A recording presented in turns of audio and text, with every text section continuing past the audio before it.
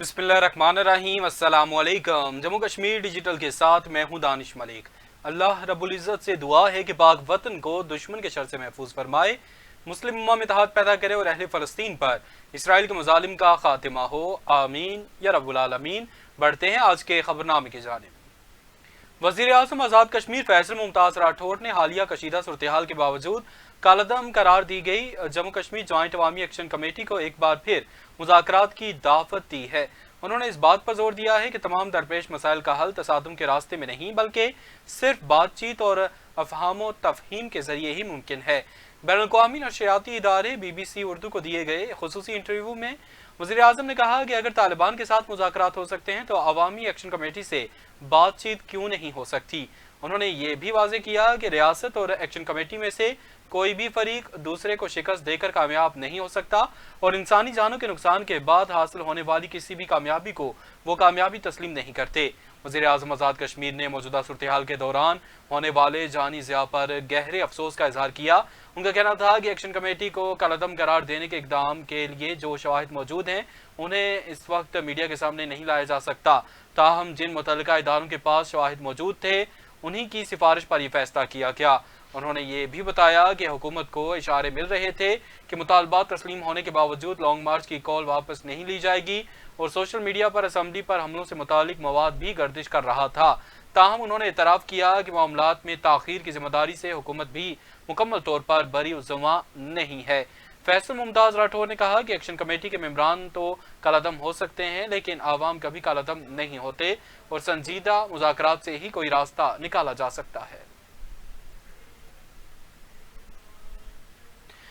हुकूमत आज़ाद कश्मीर ने कालादम जम्मू कश्मीर जॉइंट अवामी action committee से ताल्लुक़ रखने वाले 4 रहनुमाओं की गिरफ्तारी के लिए 1-1 करोड़ रुपए के इनाम का ऐलान कर दिया है। वज़ारत दाखिला आज़ाद कश्मीर की जानिब से आज जारी किए गए नोटिफिकेशन के मुताबिक कालादम जॉइंट अवामी एक्शन कमेटी से ताल्लुक़ रखने वाले शौकत नवाज मीर, उमर नज़ीर कश्मीरी, सरदार अमान और ख्वाजा मेहरान की गिरफ्तारी में मुआवनत फराहम करने वाले अफराद को 1-1 करोड़ रुपए इनाम दिया जाएगा। नोटिफिकेशन में कहा गया है कि मुतल्लिका अफराद की गिरफ्तारी के सिलसिले में मालूमात फराहम करने वालों के नाम और शनाख्त मुकम्मल तौर पर खुफिया रखी जाएगी। हुकूमत आज़ाद कश्मीर ने जॉइंट अवामी एक्शन कमेटी को रियासत मुखालफ सरगर्मियों में मुलविस होने के इल्जामात के तहत कालादम करार दे रखा है। हुकूमत का मौक़िफ़ है कि तंजीम की सरगर्मियाँ रियासती अमन व अमान और अवामी मुफाद के खिलाफ थीं, जिसके बायस तंजीम के खिलाफ कानूनी कार्रवाई अमल में लाई गई।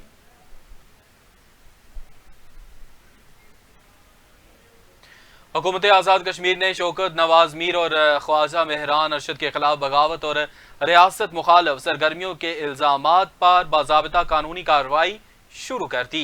हुकूमत आज़ाद कश्मीर ने शौकत नवाज मीर के खिलाफ ऐसी तकारीर, तहरीरों, अशात और इलेक्ट्रॉनिक मवासलात के हवाले से तहकीकात का हुक्म दिया है जो दफ़ा A124 के तहत जुर्म के ज़ुमरे में आती हैं।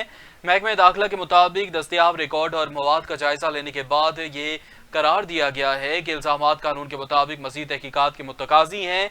हुकूमत ने SSP मुजफ्फराबाद को शौकत नवाज मीर जबकि SSP मीरपुर को ख्वाजा मेहरान अरशद के खिलाफ तहकीकात मुकम्मल करके मुतल्लिका अदालतों में चालान पेश करने की हिदायत जारी कर दी है। ज़राए के मुताबिक 6 जून की मुबैना लीक ऑडियो कॉल में शौकत नवाज मीर और ख्वाजा मेहरान अरशद रावलाकोट में रियासती इदारों के खिलाफ तकरीबी कार्रवाइयों, मुहासरे और तसादुम की मनसूबाबंदी कर रहे थे। ज़राए का कहना है कि लीक ऑडियो में सामने आने वाली गुफ्तगू और बाद रावलाकोट में रौनमा होने वाले पुरतशद्दुद वाक़यात के दरमियान मुमासलत ने तहकीकात को मज़ीद तक़वियत फराहम की है और तहकीकाती इदारे मुबैना मनसूबाबंदी, इश्तियाल अंगेज़ी, राबताकारी और बाद में पेश आने वाले वाक़यात के बाहमी ताल्लुक़ का तफसीली जायज़ा ले रहे हैं। हुकूमती ज़राए का वाज़ेह कहना है कि पुरतशद्दुद सरगर्मियों की मनसूबाबंदी, मुआवनत या हौसला अफजाई करने वाले तमाम अनासर को कानून के मुताबिक जवाबदेह बनाया जाएगा। कालादम तंजीम से मंसूब पुरतशद्दुद सरगर्मियों और खुफिया हिकमत अमली से शदीद इख्तलाफ करते हुए कोर मेंबर सैयद फैसल गिलानी ने कालादम तंजीम से अलहदगी का ऐलान कर दिया है। ज़राए के मुताबिक जम्मू कश्मीर जॉइंट अवामी एक्शन कमेटी के मरकजी कोर कमेटी के अहम रहनुमा سید فیصل گیلانی نے ایک خصوصی ویڈیو بیان جاری کرتے ہوئے تنظیم سے اپنے تمام روابط ختم کرنے اور اصولی طور پر علیحدگی اختیار کرنے کا حتمی فیصلہ کیا ہے۔ اپنے ویڈیو بیان میں سید فیصل گیلانی نے ماضی کی سرگرمیوں کا حوالہ دیتے ہوئے واضح کیا کہ وہ عوامی ایکشن کمیٹی کا پہلے دن سے حصہ رہے ہیں اور ہر جگہ تنظیم کے ساتھ رہے ہیں۔ انہوں نے ہمیشہ تنظیمی امور کو آگے بڑھانے میں اپنا فعال کردار ادا کیا، تاہم حالیہ کچھ عرصے کے دوران پیدا ہونے والی صورتحال نے انہیں یہ انتہائی قدم اٹھانے پر مجبور کیا۔ سید فیصل گیلانی نے ویڈیو پیغام میں تنظیم کی اندرونی پالیسیوں کا پردہ چاک کرتے ہوئے انکشاف کیا کہ حالیہ جو چند باتیں عوامی ایکشن کمیٹی کے سامنے آئی ہیں وہ ہمارے علم میں نہیں تھیں، لہٰذا میں عوامی ایکشن کمیٹی سے علیحدگی کا اعلان کرتا ہوں۔ انہوں نے واضح کیا کہ جن خفیہ اور غیر قانونی امور سے وہ لا علم رکھے گئے وہ ان کی تائید نہیں کر سکتے، اس لیے انہوں نے کالعدم جوائنٹ عوامی ایکشن کمیٹی کے ساتھ اپنا سیاسی اور تنظیمی سفر فوری طور پر ختم کرنے کا فیصلہ کیا۔ مظفر آباد سے موصول ہونے والی سرکاری اطلاعات کے مطابق آزاد جموں کشمیر الیکشن کمیشن کی جانب سے چیف سیکرٹری آزاد کشمیر کو ایک اہم مکتوب ارسال کیا گیا ہے۔ اس مکتوب کا بنیادی مقصد انتخابات 2026 کے آزادانہ، منصفانہ اور غیر جانبدار انعقاد کے لیے جاری کردہ ضابطۂ اخلاق پر منوان عمل درآمد کو یقینی بنانا ہے۔ الیکشن کمیشن نے انتظامی سربراہ کو واضح ہدایات دی ہیں کہ صاف شفاف انتخابات کا انعقاد ہر صورت ممکن بنایا جائے اور اس سلسلے میں کسی بھی قسم کی غفلت برداشت نہ کی جائے۔ مکتوب کے متن کے مطابق تمام سیاسی جماعتوں، امیدواران اور انتظامیہ کو الیکشن سے متعلق قوانین پر عمل درآمد کا پابند کیا جائے۔ الیکشن کمیشن نے زور دیا کہ انتخابات سے متعلق جاری کردہ ہدایات پر سرکاری حکام اور انتظامیہ سختی سے عمل درآمد کریں اور الیکشن کمیشن کی ہدایات پر اس کی روح کے مطابق عمل درآمد کو یقینی بنایا جائے تاکہ انتخابی عمل کی شفافیت پر کوئی حرف نہ آئے۔ چیف سیکرٹری کو بھیجے گئے مکتوب میں انتخابی ضابطۂ اخلاق کی خلاف ورزی روکنے کے لیے واضح گائیڈ لائنز دی گئی ہے۔ مکتوب میں کہا گیا ہے کہ حکام الیکشن شیڈول کے جاری ہونے کے بعد کسی آسامی پر تقرری یا تبادلہ نہیں کر سکتے اور تاکہ انتخابی عمل پر کوئی اثر نہ پڑے۔ اس کے ساتھ ہی الیکشن کمیشن نے سخت تنبیہ کی کہ ریاستی وسائل کو اس طرح استعمال نہ کیا جائے جس سے انتخابات پر اثر انداز ہونے کا اندیشہ ہو۔ ان احکامات کا مقصد تمام امیدواروں کو یکساں مواقع فراہم کرنا اور انتخابی عمل کو ہر قسم کے سرکاری اثر و رسوخ سے پاک رکھنا ہے۔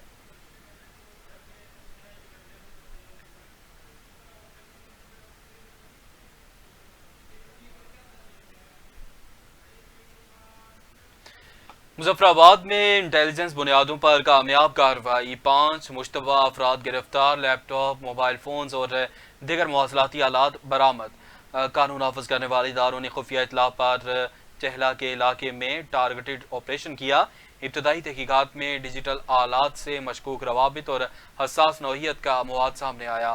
دوران تفتیش ایک ملزم کی نشاندہی پر بڑا اسلحہ ذخیرہ برآمد کر لیا گیا۔ 7 خودکار ہتھیار، متعدد گرنیڈز اور دیگر جنگی سامان قبضے میں لے لیا گیا۔ حساس تنصیبات کے نقشے اور مبینہ حملہ منصوبے بھی برآمد کر لیے گئے ہیں اور اس کے علاوہ ملزمان کے قبضے سے حساس مقامات سے متعلق دستاویزات اور ریکارڈ بھی ملا۔ دشمن خفیہ ایجنسی کے ساتھ مبینہ رابطوں کے شواہد بھی تحقیقات کا حصہ بن گئے۔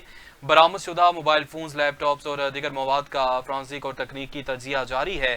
تفتیش کار ممکنہ سہولت کاروں، مالی معاونت کے ذرائع اور وسیع نیٹ ورک کی چھان بین کر رہے ہیں۔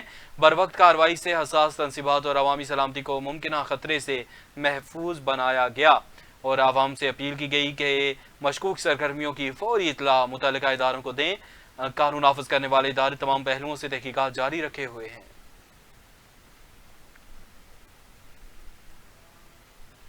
راولاکوٹ سے سینئر صحافی سردار ریاض شاہد کے مطابق آزاد کشمیر کی موجودہ صورتحال پر راولاکوٹ میں سیاسی، سماجی، وکلاء اور میڈیا نمائندگان کے اجلاس کے بعد پونچھ امن جرگہ تشکیل دے دیا گیا۔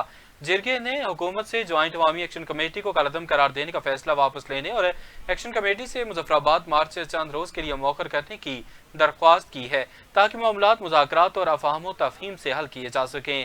چیئرمین ضلع کونسل پونچھ سردار جاوید شریف ایڈوکیٹ کی سربراہی میں قائم جرگے نے تمام فریقین سے تحمل کا مظاہرہ کرتے ہوئے تصادم سے گریز کی اپیل بھی کی۔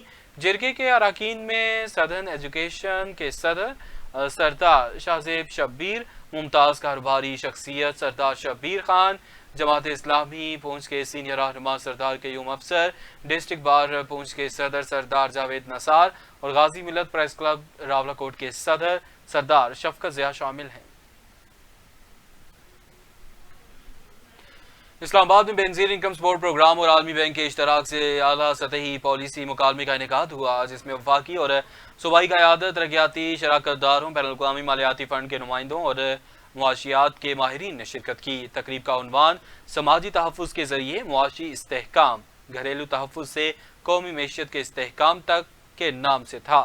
تقریب میں پیش کی گئی نئی تحقیق کے مطابق بینظیر انکم سپورٹ پروگرام کی اسکیم سے اس وقت 1,20,00,000 سے زائد گھرانوں تک پہنچ رہی ہیں، جو ملک کے تقریباً 24% خاندانوں پر مشتمل ہے، اور تحقیق کے مطابق اس پروگرام کے تحت سالانہ تقریباً 1.67 کھرب روپے کی آمدن اور 1.21 کھرب روپے کی اضافی پیداوار حاصل ہو رہی ہے۔